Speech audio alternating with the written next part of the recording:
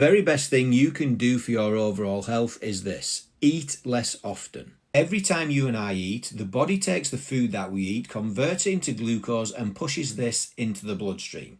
This is known as blood sugar.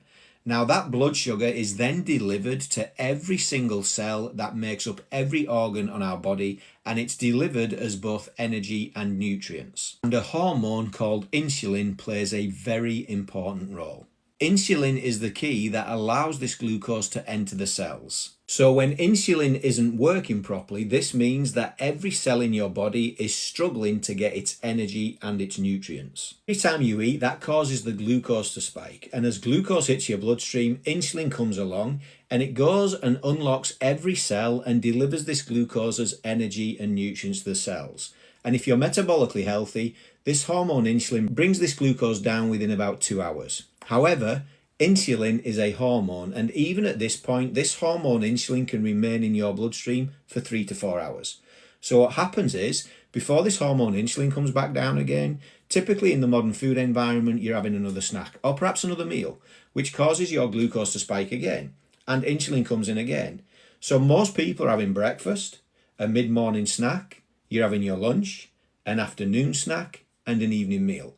So this pattern of snacking and grazing every 2 to 3 hours means that you are living in a state of constantly elevated insulin.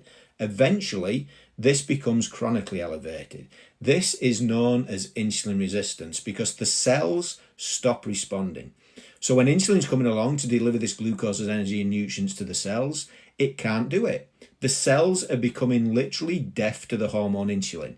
They become resistant. They no longer respond as effectively and efficiently as they once did. And that leads to chronic illnesses when your cells are not getting the energy and nutrients that they need. And late stage insulin resistance is when insulin can no longer bring your glucose down. In other words, glucose hits your bloodstream, insulin's come along, and it can't even deliver this as energy and nutrients to the cells. It's struggling to get it into your fat cells. And so now what happens, late stage insulin resistance, your blood sugar's going up and up and up, and this leads to pre-diabetes and type 2 diabetes. So the very best thing you can do for your overall health is eat less often.